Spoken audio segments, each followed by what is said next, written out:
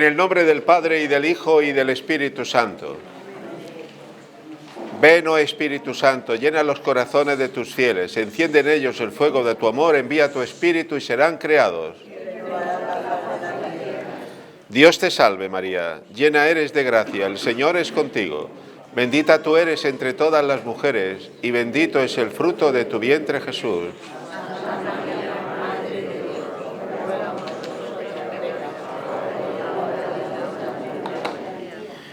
Vale, pues buenas noches a todos y a todas. Esta noche, aprovechando que el tema es el bautismo y había charla para padres y padrinos de bautizos, digo yo que con un solo tiro mato dos pájaros. Por eso están aquí muchos de ellos colocados, padres y padrinos, porque el tema es el mismo que le hubiéramos dado a ellos en particular, aunque de otra manera. Así es que sed bienvenidos todos. Bien, no olvidéis lo que durante las 2 semanas previas os he ido presentando y hemos ido reflexionando. Recordar qué es el hombre, recordáis la primera semana. La segunda semana pasada, el Redentor del hombre. Recordáis que yo os decía que éramos una joya, una perla, un tesoro, pero que salido maravilloso de las manos de Dios, había caído en el fango, y ese fango, digamos, es ese ámbito, esa realidad en que el ser humano vive, pero que Dios había inventado el modo de salir en nuestro rescate. Recordad, Dios, sin dejar de ser Dios, decía yo, se ha hecho hombre. Es decir, ha bajado al fango, se ha metido en el fango y ha sacado la joya, y la joya es el ser humano, y lo ha redimido. Y cualquiera de vosotros se puede preguntar, entonces, después de 2000 años, desde que vino la salvación y redención de Jesucristo, ¿acaso es un error? ¿O acaso hemos perdido el tiempo? ¿Acaso Dios se ha equivocado? Porque yo veo en el mundo mucho dolor, yo veo en el mundo mucho sufrimiento, yo veo mucho fango, ¿verdad? Entonces, Señor, ¿a qué has venido tú? Si la realidad es que nos encontramos con que el hombre sigue siendo pecador, el hombre sigue siendo injusto, y vemos por doquier sufrimiento, dolor, guerras, etcétera, etcétera. Esta es un poco la introducción que yo quiero hacer para luego responder. Mirad, la situación actual de nuestra sociedad es una crisis de valores trascendentes. Hace que la Iglesia tenga una misión muy ardua. Es decir, la Iglesia está predicando el Evangelio. Ahora mismo en misa os estaba diciendo, en la Eucaristía, os estaba diciendo en relación con el Evangelio de hoy, que vamos contracorriente. Porque la justicia de Dios no tiene nada que ver con la justicia, entre comillas, humana. Recordad lo que os decía antes. Dice, si invitas a una boda, invita al que sepas, sobre todo, que nunca te va a invitar a ti. Si haces el bien, hazlo sobre todo a quien sabes que te ha hecho mal, o te va a hacer el mal, nunca te lo va a agradecer. Esta es la justicia humana, la justicia divina. Y nosotros, como cristianos, vivimos inmersos en este mundo donde es el ojo por ojo y diente por diente lo que prima. Y lo que Jesús, la Iglesia, nos está predicando, dice, pon amor donde no lo hay y lo hallarás. No respondas a la violencia con violencia. Bien, este es el contexto, Y si predicamos el Evangelio, se ríen de nosotros. Si hablamos de amor, nos dicen que somos unos cobardes o que no somos realistas y que no vivimos en el mundo real, que somos unos angelistas. Por eso la situación muchas veces es concreta, la situación concreta es difícil, es hostil e incluso a veces persecutoria cuando la Iglesia predica el Evangelio, con todas las consecuencias éticas y morales que tiene. Vivimos tiempos donde el individualismo, el hedonismo, la comodidad, a todos los niveles, están creando una sociedad blanda, blanda, lo digo entre comillas, que vacía de contenidos capaces de dar consistencia a nuestros hijos y a vuestros nietos, jugándose el futuro la civilización occidental, ¿eh? La civilización occidental tiene dinero. Cuando digo civilización occidental, digo el mundo rico, mundo del norte, la Europa, América del Norte, Australia, quizás Sudáfrica.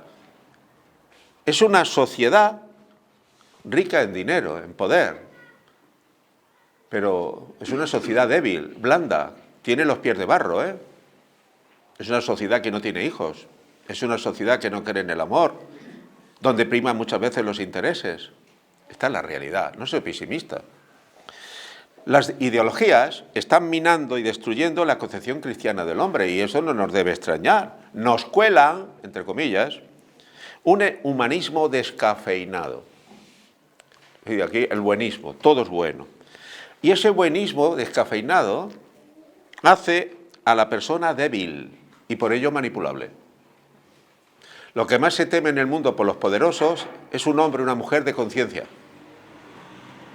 Lo que Enrique VIII en su momento, en el siglo XVI, rey de Inglaterra, temía, a Tomás Moro, por ejemplo, canciller del reino, era que era un hombre de conciencia. La mayoría del reino y de sus gerifaltes políticos y religiosos, sí, buana, lo que usted diga, y se tragaron sapos por salvar la vida y darle la razón al rey. Pero Tomás Moro, primer ministro, canciller del reino, le dijo: Majestad, yo soy el primer obediente a vuestra majestad. Sabéis, majestad, que es así. Pero mi conciencia está por encima. Y mi conciencia no la puedo traicionar. Le costó la vida, le cortaron la cabeza. Lo que más, digamos, una manera, temen los poderosos es un hombre o una mujer de conciencia. Es lo que temieron de Jesús sus contemporáneos, los poderosos, las autoridades políticas y religiosas y militares. Temieron, y era un hombre de conciencia. A Juan Bautista, por ser un hombre de conciencia, un hombre no blando, sino un hombre sencillo, pero con conciencia, sabía lo que estaba bien y lo que estaba mal. No se casó con nadie y le cortaron la cabeza. Y a Jesús lo crucificaron. Digo, este es el mundo real en el que vivimos. Por eso se niega la verdad, esa verdad objetiva que ilumine, que sea referencia de la conciencia personal. Dicen que no hay verdad, hay opiniones. Y elevamos a la categoría de verdad tu opinión o la mía. Son respetables tu opinión y la mía. Estoy haciendo introducción, ¿eh? Pero claro, si no hay verdad, es que no hay Dios. Y como dicen, Dios no existe, Dios ha muerto, no hay verdad. Dice Jesús, yo soy el camino, la verdad y la vida, ¿eh? Si rechazo a Dios, rechazo la verdad. Luego, ¿qué se impone? La ley del más fuerte. La opinión de la mayoría o de la que sea, ¿no? No hay verdad a la que todos someternos. Un cristiano es un hombre, una mujer peligroso en el mundo. Hoy. Un cristiano de verdad, ¿eh? Consciente, no del que se baja los pantalones.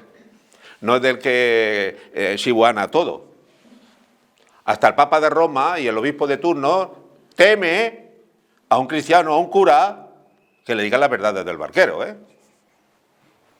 Sí, santidad, sí, excelencia, voy a obedecer siempre.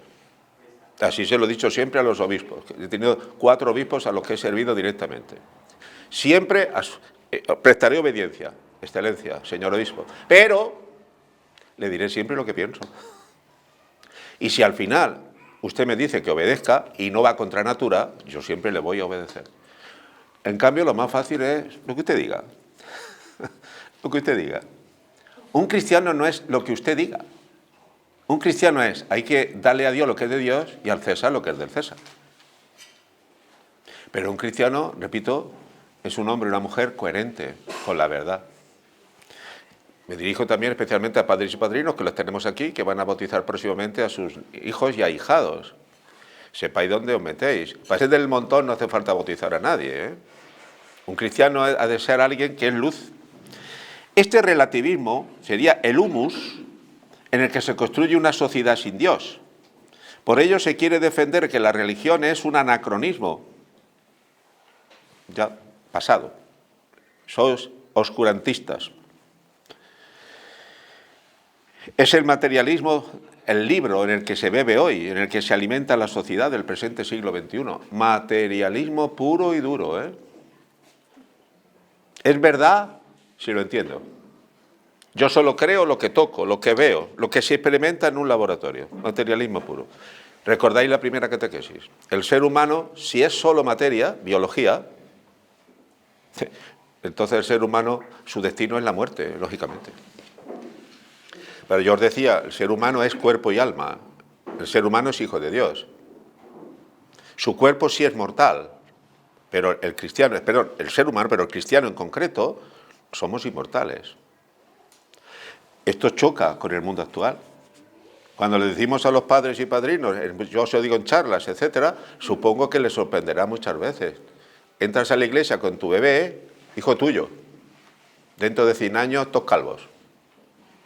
Le has dado a tu bebé lo que tú eres, tu vida, participación y regalo de Dios. Pero te lo vas a llevar hijo de Dios, porque vas a participar del bautismo.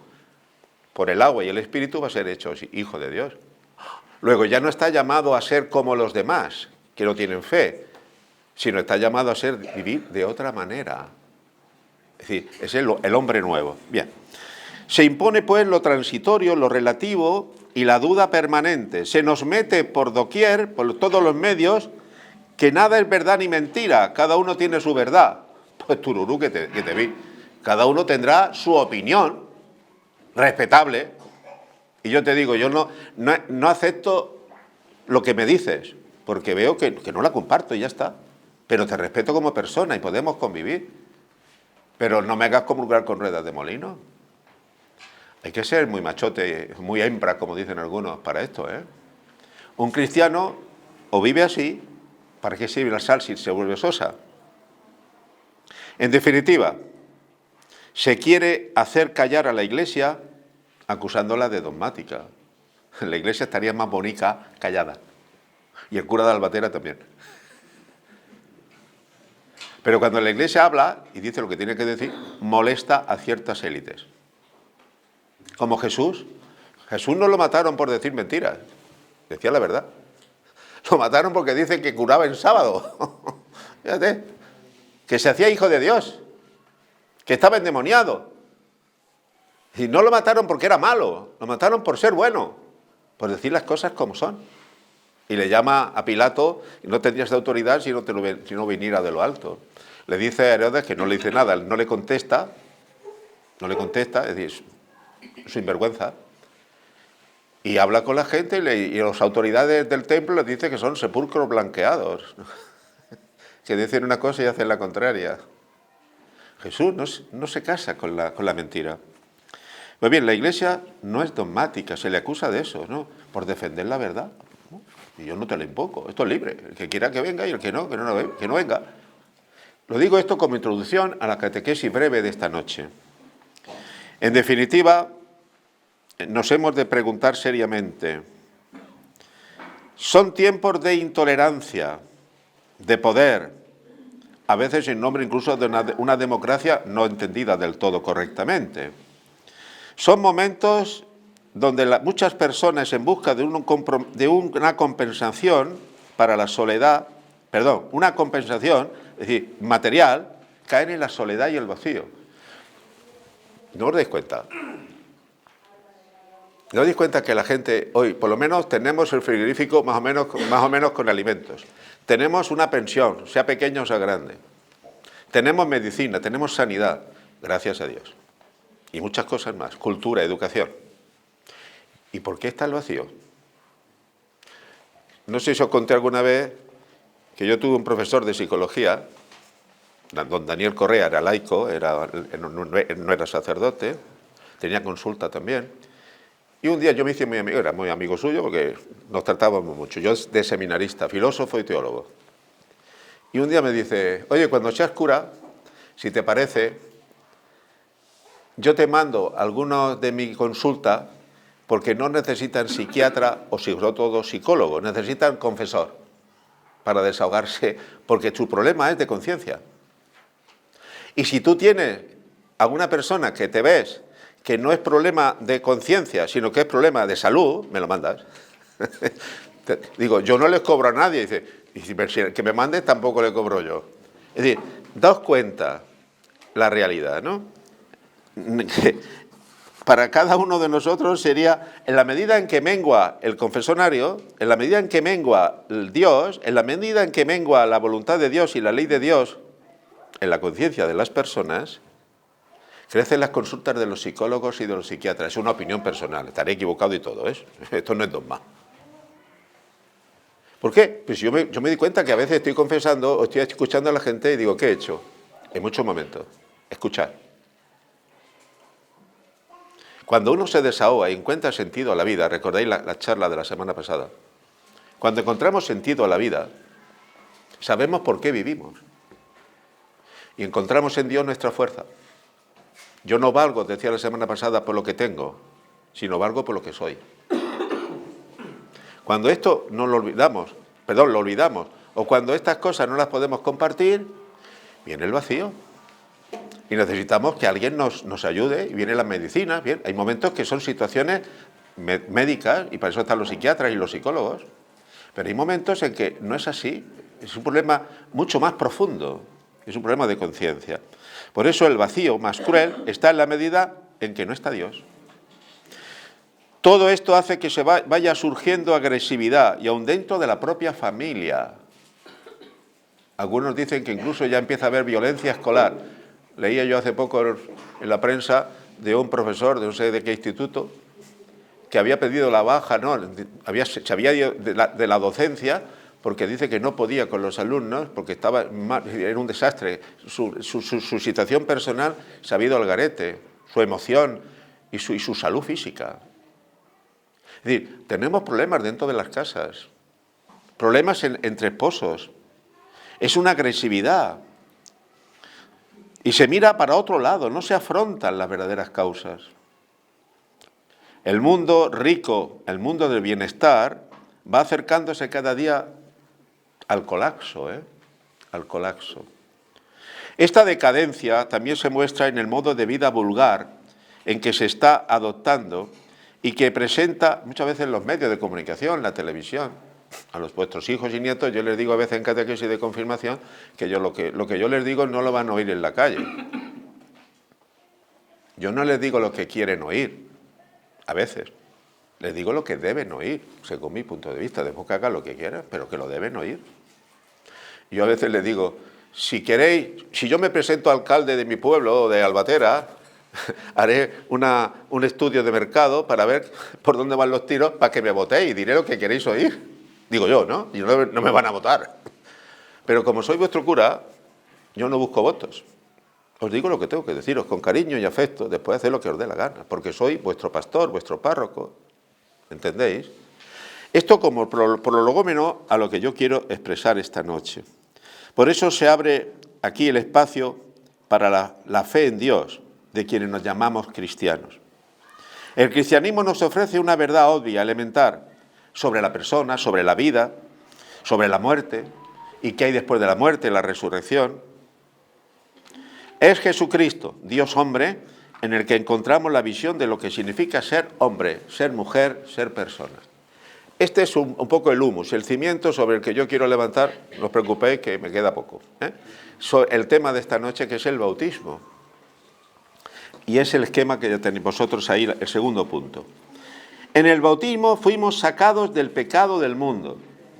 Leo un poquito para que no perderme. Podemos preguntarnos, ¿por qué a pesar de la redención vemos al mundo sumergido en tantos males y sufrimientos?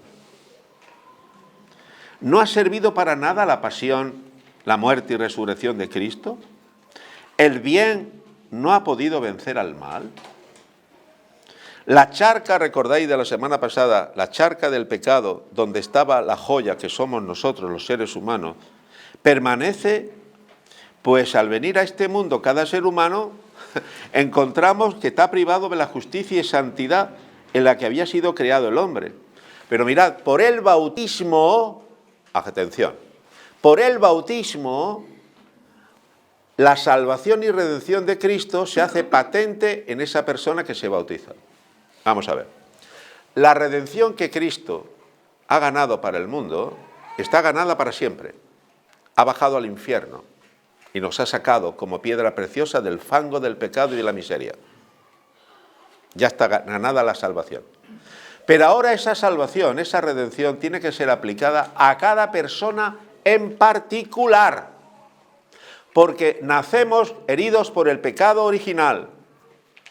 Yo les digo a los padres en el bautizo muchas veces, o en la catequesis, cuando vuestro bebé tenga un añito y empieza a decir papá, mamá, ¿sabéis qué va a decir? Mío. Mío. Y como lo lleves a la guardería y le guste lo que le guste, y el otro que esté con el otro pequeño bebé allá, se van a pelear, ¿eh? Mío. No le importa si es suyo o no, es mío. Luego, ¿qué quiere decir? Que nacemos con la tendencia al mal, al egoísmo. Luego, ¿qué es el bautismo? El bautismo es la redención que Cristo nos ganó una vez para siempre con su redención hace 2000 años, que se hace realidad por el ministerio de la Iglesia, en el bautismo por el agua y por el Espíritu Santo, para Pepito, que es el que se está bautizando, para ese bebé o ese adulto. Está siendo salvado en ese momento. En ese momento, por la Iglesia, Dios en Cristo baja al fango y saca a ese ser humano de la charca. Por eso la charca del pecado del mundo permanece. Es el infierno de este mundo. Pues al venir a este mundo cada ser humano está privado de la justicia, como os decía. Por el bautismo somos sacados de esa charca por el Señor. La única que no cayó en la charca, sabéis que es la Virgen María. Le llamamos Inmaculada Concepción. ¿Qué quiere decir? Que el ser humano puede ser redimido de dos modos. Puede ser redimido después de la caída en el pecado, que es lo que nos ocurre a nosotros. Somos salvados por el bautismo. Somos pecadores. Y nos salva el bautismo, nos redime. Pero la Virgen María fue preservada de todo pecado. Por eso le llamamos la Inmaculada. ¿Sabéis lo que significa Inmaculada? Sin mancha, sin mácula. Ella no tuvo el pecado original. Por eso es la toda santa, la toda pulcra, la llena de virtudes, la llena de gracia. Nosotros somos redimidos después del pecado.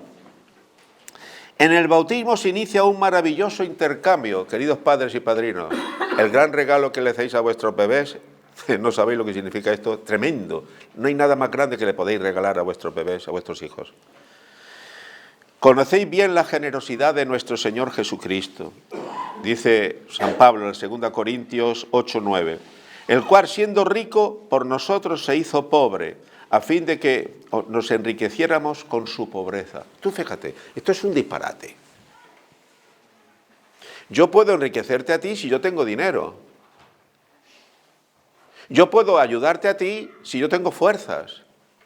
Dice San Pablo que Dios siendo rico, haciéndose pobre, haciéndose humano, Jesucristo, haciéndose el último, nos enriquece. Como veis, esto es un desajuste. Es lo que yo decía antes de la misa de hoy. Es decir, la justicia de Dios no tiene nada que ver con a veces lo que llamamos justicia humana. En la medida en que me olvido de mí, estoy pendiente de ti. Yo te enriquezco no porque tengo, sino porque soy. Luego, fijaos que el gran regalo que Dios nos hace en Cristo, por la Iglesia, en el bautismo, es perdón de nuestros pecados y la vida divina. Es como si un hombre muy rico siente lástima de un mendigo, vestido de harapos, queriendo cambiar su suerte por la del pobre, ofreciéndole todo cuanto él era y tenía ese rico, a la vez que le pide al pobre que le dé los harapos y te pones tú mi vestido. Es un paralelismo muy sencillo, pero entended lo que quiero expresar con esto. Dios se desprende de su divinidad y se manifiesta en su humanidad, nacido de la Virgen, y toma la naturaleza humana, dice que cargó sobre sí con nuestro pecado, los harapos, y nos viste del hombre nuevo, que es la santidad verdadera. Esto es de locos. El bautismo es un nuevo nacimiento. Es una nueva criatura. El bautismo, esa criatura humana es mortal. Pero por el bautismo al revestirla a Dios en Cristo por el ministerio de la Iglesia, en el sacramento del bautismo, lo hace divino, lo eleva a la dignidad de hijo de Dios. Pero Dios toma nuestros harapos, por eso Cristo en la cruz es el varón de dolores, y no me refiero a los majaderos de aquí al lado, de dolores, y no tenía aspecto humano, dice Isaías, maltratado, humillado, no tenía aspecto humano, y es nuestro Redentor. Por eso en la cruz Cristo nadie le teme. Baja de la cruz y creeremos en ti. Es Dios crucificado.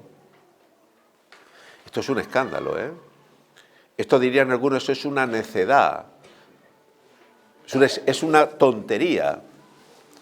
Jesús se presenta despojado de sus atributos divinos, dice San Pablo en Filipenses 2, 5, 11, a fin de comunicar a la pobre humanidad su misma santidad. Jesús en la cruz está despojado de sus atributos divinos. ¿Quién tiene miedo de un bebé? Digo yo.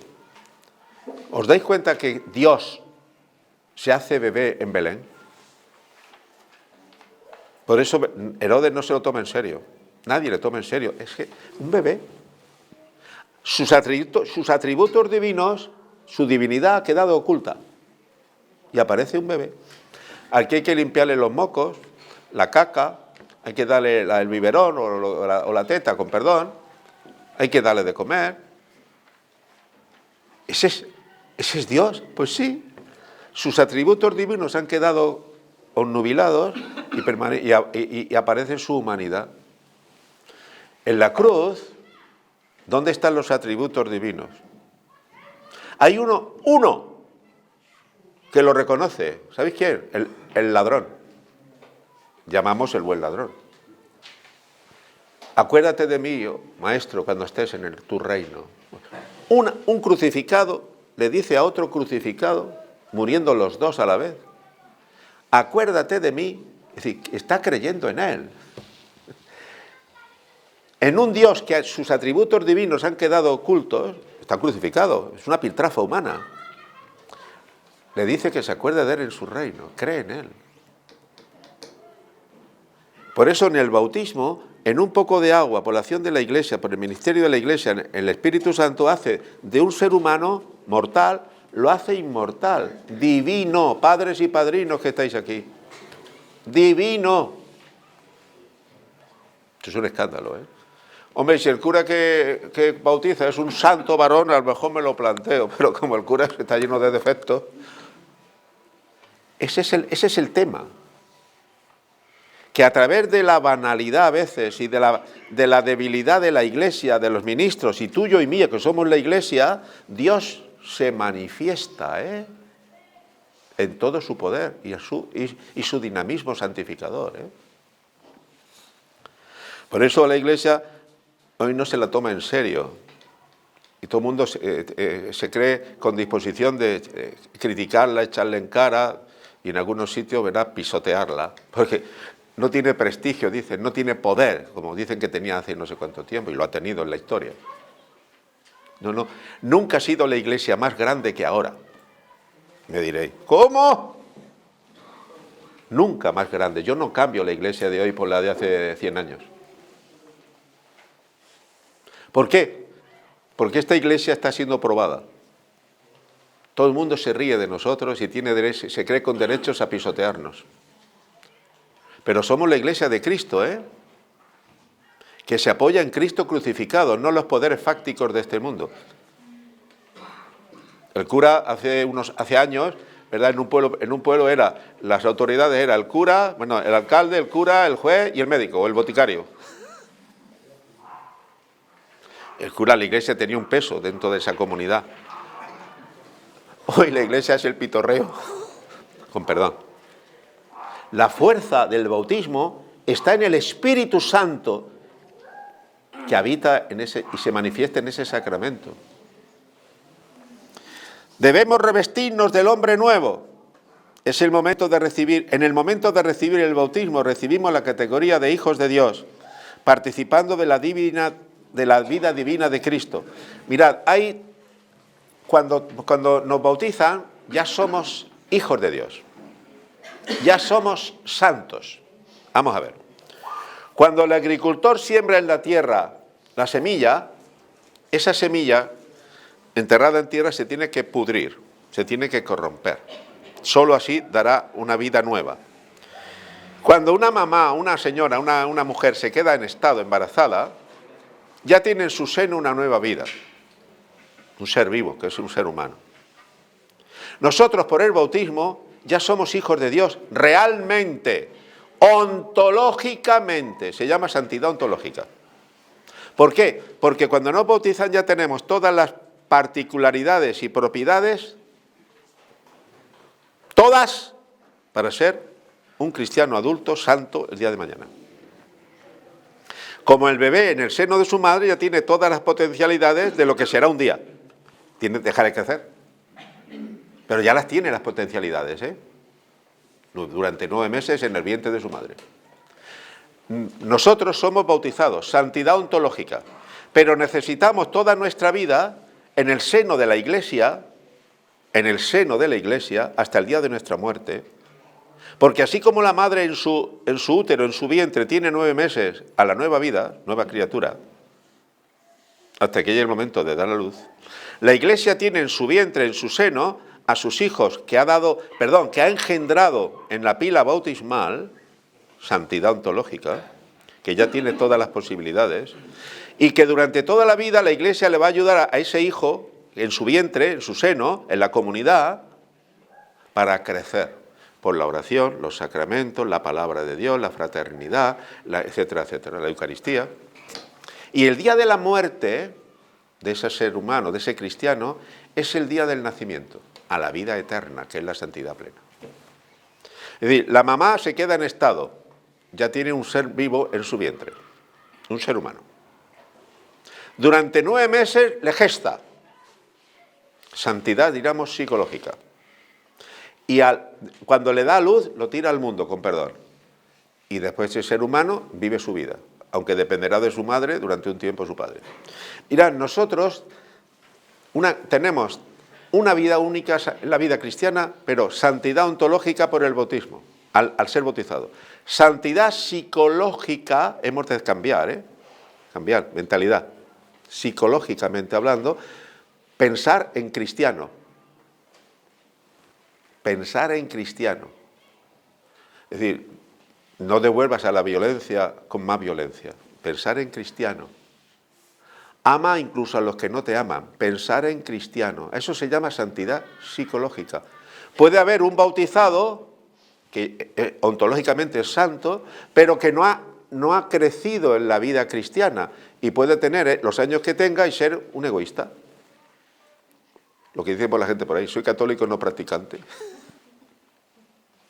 En el fondo vivo como un pagano. Es decir, yo que he sido bautizado y he sido hecho hijo de Dios, segundo, tengo toda la vida que mi madre, la parroquia, la Iglesia, me gesta, me hace crecer. ¿Cómo? Pues si he pecado, voy y me confieso, y la madre me perdona y me vuelve al cordón umbilical de la vida íntima en Dios. Si soy frágil y débil y no sé amar, me da la Eucaristía y como el cuerpo vivo de Dios, que es mi fuerza. Si a veces me siento solo o sola, me invita y me ayuda a la oración. Y por la oración crezco en la vida cristiana y tengo experiencia de Dios mi Padre, por el Espíritu Santo. Si estoy enfermo y grave, la Madre Iglesia me cura, me ayuda, me cuida por el sacramento de la unción de enfermos. Me prepara para aceptar y sufrir con paciencia y con la gracia de Dios, incluso me puede dar la salud en este mundo. Y después, si me voy de este mundo, a la vida eterna. Y la Madre Iglesia también me cuida en mi cuerpo, y si tengo necesidades materiales, ahí está la parroquia, la Madre, así lo ha hecho la Iglesia siempre, ¿Quién ha cuidado inicialmente a los leprosos? La Iglesia. Vete para atrás en la historia. La Iglesia. ¿Quién atendía a los huérfanos, las viudas? La Iglesia. La comunidad. ¿Y quién atendía, a los moribundos? La Iglesia. ¿Por qué? Porque cuida no solo el alma, sino el cuerpo y alma. Esto es lo que somos. Bien, debemos revestirnos de Cristo, como dice San Pablo, sin que por nuestra parte nos tratáramos de despojarnos totalmente del hombre viejo. Esa es la pena. Pues bien, Dios no nos quita nada, pero es necesario que nos quitemos los harapos del hombre viejo. Es Jesucristo quien en Eucaristía nos da la plenitud. Por eso os digo, si no comemos el cuerpo de Cristo, si no comulgamos frecuentemente, es pedir peras al olmo. Bautizo. Si este niño que vamos a bautizar va a vivir formando parte del numeroso grupo de los católicos no practicantes, bien, le vamos a hacer hijo de Dios, ¿eh? Menudo regalo, ¿eh? Menudo regalo. Si me está subiendo ya la bilirrubina un poco arriba. Pero después los padres y padrinos se comprometen con la comunidad cristiana a ayudarle a crecer en cristiano. Eso que he dicho antes de mío, hay que discernir, ayudarle al niño, conforme va creciendo, a discernir entre el bien y el mal, en lo justo y lo injusto, lo bueno y lo malo. Si eso no se hace, crece como un animalico, los intereses privan. Bien, tomémonos en serio el vivir como hijos amados por el Padre. Sería un contrasentido contentarse con una vida mediocre, vivida según una ética minimalista y una religiosidad superficial. Preguntarle a un catecúmeno, ¿quieres ser cristiano? Si se pregunta cuando se va a bautizar un adulto. Yo lo he hecho muchas veces, y además como vicario episcopal. ¿Quieres ser cristiano? Y me dice, sí quiero. Es lo mismo que si le pregunto, ¿quieres ser santo? Es lo mismo, la misma pregunta. Significa lo mismo. Porque si quieres ser cristiano es que estás decidido a crecer no solo en santidad ontológica, sino también en santidad psicológica y santidad moral, que es la plenitud, la vida cristiana. Eso es un santo de canonizarse. El cielo, lo acabamos de celebrar el día 1. Si nos quedamos a mitad de camino, ¿quieres ser cristiano? Sí. Pues mira, te estoy diciendo, ¿quieres ser santo? Es decir, ¿quieres superarte cada día? Ser perfecto como vuestro Padre Celestial es perfecto, dice el Evangelio. Pues bien, el padre de la parábola del hijo pródigo quiere devolverle al hijo su dignidad. ¿Y qué hace para devolverle la dignidad? Le quita los harapos y le da el anillo, signo de autoridad y de poder. Ya está en casa. Le pone las sandalias en los pies, no son cualquiera. Lo viste el mejor traje, os decía la semana pasada, y le monta un banquete. Esto que hace el padre con su hijo, quitándole los harapos y que se bañe, y que aparezca con toda su dignidad de hijo, es lo que hace Dios con nosotros. Pero le hemos de dar los harapos. Le hemos de dar. ¿Qué nos hace Dios? Nos pone el anillo, nuestra dignidad de cristianos por el bautismo. Nos pone el traje nuevo del hombre y mujeres nuevos. Nos enseña a amar al estilo de Cristo. Y monta un banquete. Y el banquete es la Eucaristía, ¿eh? Es la Eucaristía. Por eso el que no se sienta al banquete pues, no participa de la vida de la familia. Bien, finalmente, el último punto, tenemos necesidad de ser parte consciente de una comunidad. Ahí está el tema. Nosotros somos parte de la Iglesia. Somos cada uno de nosotros y nosotras somos Iglesia, la Iglesia. Pero no crecemos por generación espontánea. La fe nace de la comunidad. Se vive en comunidad. La fe en comunidad. Yo a los padres del bautizo, si los bautizo yo, el día que les toque, digo, como ustedes están tocados del ala, a veces viene don Francisco Vegara a bautizar, porque cuando estoy un poquito churrío, nos bautiza él. Y yo, cuando el padrino va a coger la velita para tomar la luz del cirio pascual, a veces va muy ligero y se apaga la vela. Y digo, ¿has visto? Es que esa luz es muy frágil. Y no digamos en verano que están los ventiladores encendidos. Le digo, mirad, me sirve para explicaros una cosa. El cirio pascual simboliza a Cristo resucitado. Dice, yo soy la luz del mundo. La lucecita es la fe. La velita pequeña que habéis cogido simboliza al bebé. Ha tomado la luz, la fe del cirio pascual y padrinos y padres os comprometéis a transmitirle la fe a vuestros hijos, a este niño. Pero no olvidéis que si este niño quiere vivir la fe aisladamente, sin la comunidad parroquial, sin la comunidad cristiana, perderá la fe. Porque el mundo eso es muy difícil. En cuanto lo sacas a la calle, te comen. Te comen, puede contigo. Pero si esa vela se junta a otra, y a otra, y a otra, y a otra, ¿qué tenemos, José Luis? Una antorcha. ¿Y sabéis lo que ocurre con la antorcha? Que cuanto más viento hostil haga, no solo no se apaga, más se enciende. Por eso un cristiano que quiere vivir su fe, me decían en mi pueblo las abuelas, cuando yo era chiquillo, con Dios me acuesto, con Dios me levanto, con la Virgen María y el Espíritu Santo. No necesito cura ni monja, que no sé qué, no sé cuánto. ¿Verdad? No, era un rollo de esos. Si quieres vivir la fe sin la iglesia, sin la comunidad, la perderás. No digo que no creas en Dios, en un ser supremo, eso ya. Pero cristiano, la fe la perderás porque el ambiente te come. Pero si vives la fe en comunidad, en fraternidad, con tus hermanos, eso no hay quien lo pare.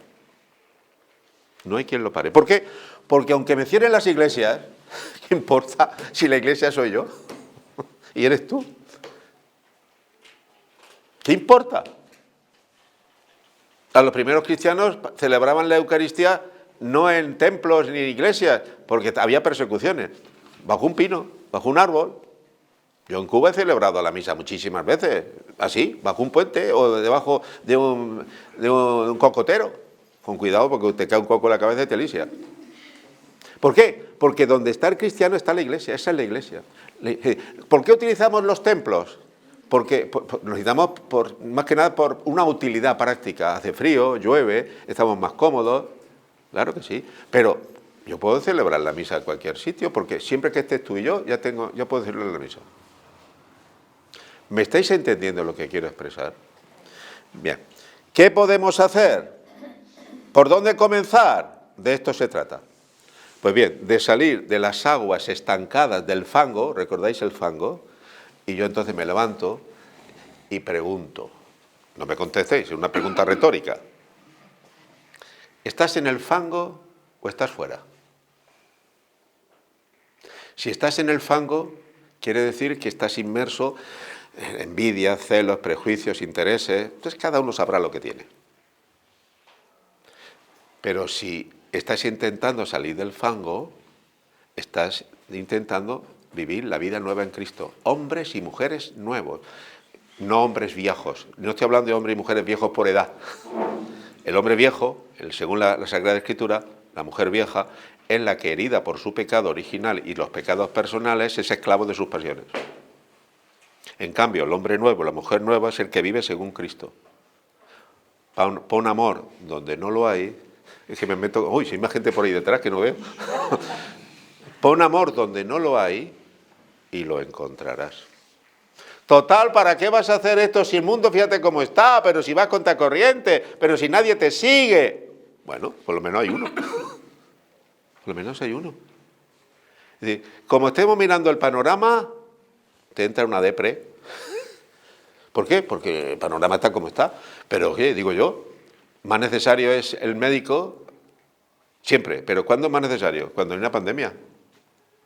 ¿Cuál era el miedo? Ya me termino. ¿Cuál era el miedo hace 2 años y pico que teníamos cuando el COVID estaba en su apogeo?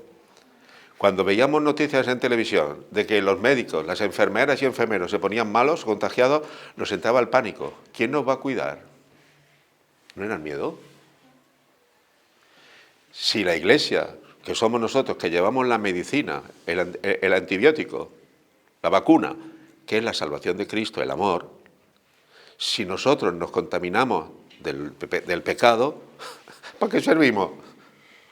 Hemos de ser gente que vive en medio del mundo, no siendo como el mundo, sino aportando lo mejor que Dios nos regala. Pues bien, gracias a todos por haber venido y participado. Yo es que no veía toda la gente que hay por ahí detrás, ¿verdad? Qué pena que no tengamos un salón más grande, lo tenemos que dividir.